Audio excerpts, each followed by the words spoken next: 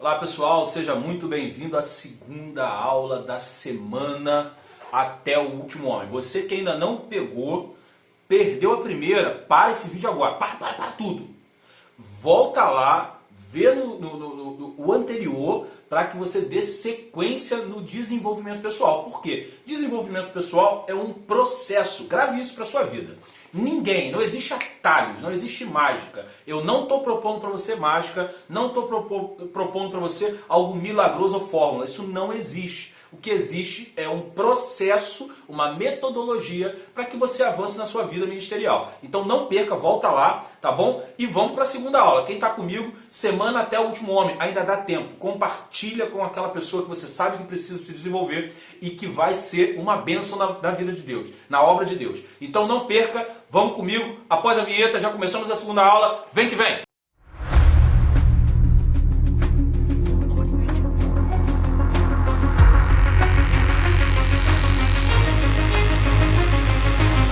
Vamos que vamos, no pique, no ritmo, para a segunda aula até o último homem. Isso mesmo, é uma semana inteira de desenvolvimento pessoal e a gente vai falar sobre alguns assuntos, pontos principais que algumas pessoas já me enviaram para a gente poder abordar aqui do que tem de dúvida. Como ser um obreiro na casa de Deus, como se parecer o melhor obreiro na casa de Deus e servir o seu ministério, seu chamado da melhor forma possível. Tá bom? Então nessa segunda aula nós vamos falar sobre autoridade. Mas antes que eu continue, eu quero que você grave o seguinte: Aurélio, essa aula é para mim? Aurélio, eu consigo mudar? É possível, simplesmente numa semana, alguns videozinhos de 10 minutos, uma aula de 10 minutos, transformar alguns hábitos da minha vida para me transformar realmente num bom obreiro?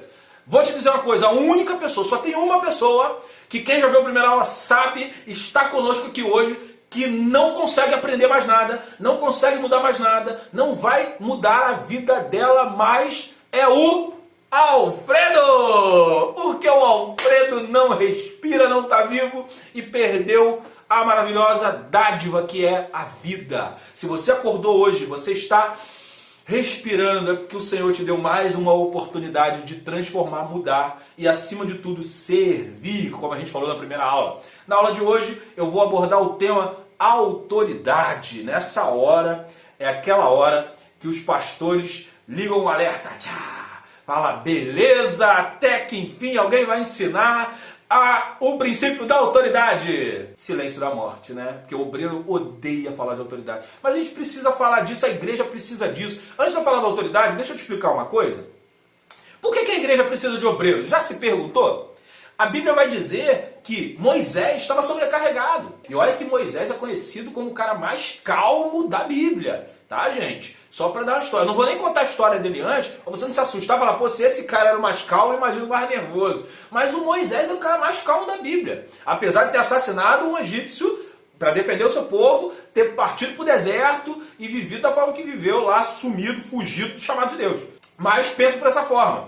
Ele foi, aceitou o chamado, fez o que tinha que fazer, libertou o povo, estava lá tudo maravilha, obedecendo Deus. Deus fala, ele repete, Deus fala, ele repete, tudo funcionando. Só que Moisés não estava aguentando, Moisés não estava tendo vida, Moisés não estava conseguindo mais atender porque era muita gente.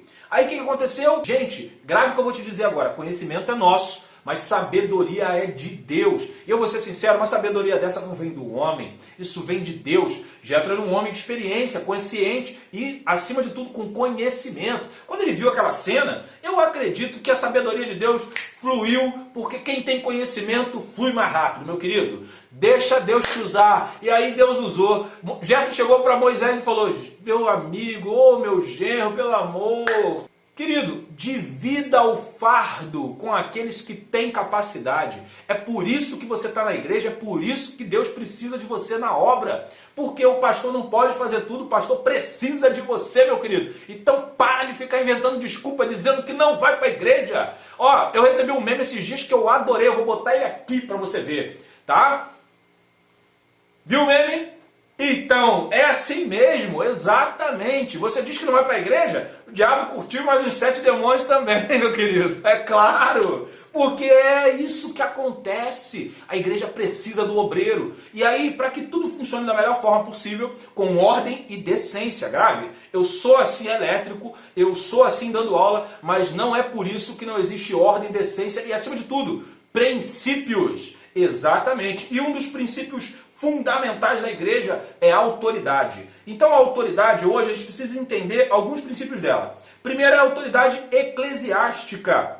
É uma autoridade que compete aos ministros máximos da igreja, são os bispos, são os pastores, são apóstolos em algumas denominações que você vai encontrar. Tem a autoridade ministerial. O que é isso? Ela normalmente é dada a pastores auxiliares, pastor presidente, tá? No caso da Assembleia de Deus. Mas em outros cenários, em outras denominações, você vai encontrar como a figura do pastor, tá?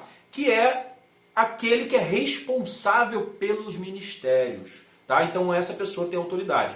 Vou dar um exemplo. Você é o líder do Ministério de Casais. Então você é a autoridade ministerial sobre os casais.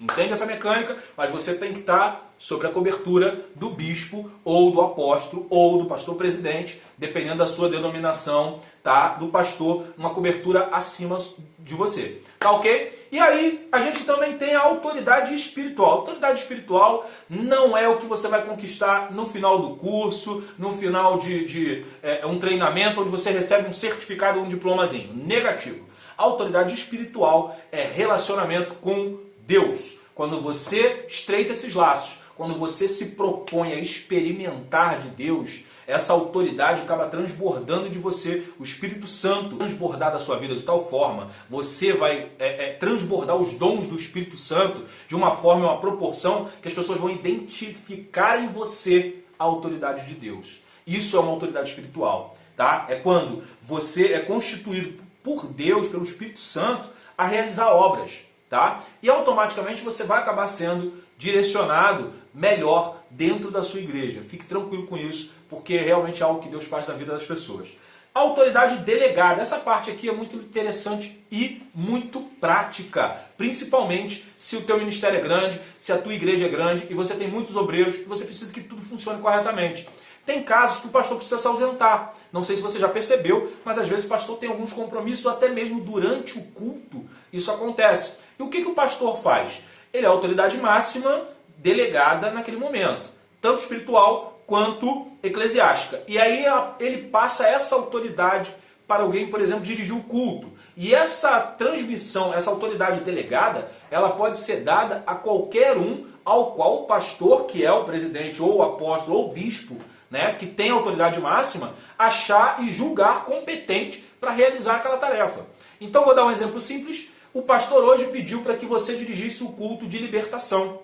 Naquele momento, a autoridade máxima, que é o pastor, pediu para que você, e aí talvez obreiro, diácono, vamos botar diácono, presbítero, levita, o evangelista da casa, né, daquele templo, daquele segmento, foi para dirigir o culto. Perante os outros, você passa a ser como se fosse o pastor. Então o que você falar é como se o pastor estivesse falando. Então tem a sua autoridade, e a gente chama isso de autoridade delegada. Entenda. Então a autoridade delegada é quando o pastor presidente, bispo, apóstolo passa essa autorização para que você realize algo. Isso pode acontecer no ministério, isso pode acontecer numa reunião, isso pode acontecer num culto, entende? E dentro daquele momento você passa a ser o pastor, passa a ser o bispo, passa a ser a autoridade delegada, o apóstolo, que seja para efetuar aquela atividade. Quer dizer que a partir dali você foi levantado e agora não, porque isso não tem a ver com isso. Isso é outra coisa, tá bom? Tirando isso, então, o que a gente entendeu até agora? Vamos lá. Autoridade. Existe autoridade eclesiástica, autoridade ministerial, espiritual e delegada. Os principais pontos são muito simples. A autoridade eclesiástica é cargos, tá, que são constituídos dentro da igreja. A autoridade ministerial, como o próprio diz, para ministério. A autoridade espiritual vem direto do Espírito Santo. E a autoridade delegada, aquele que está acima, pede a você para exercer a função. Espero que você tenha gostado até agora das nossas aulas.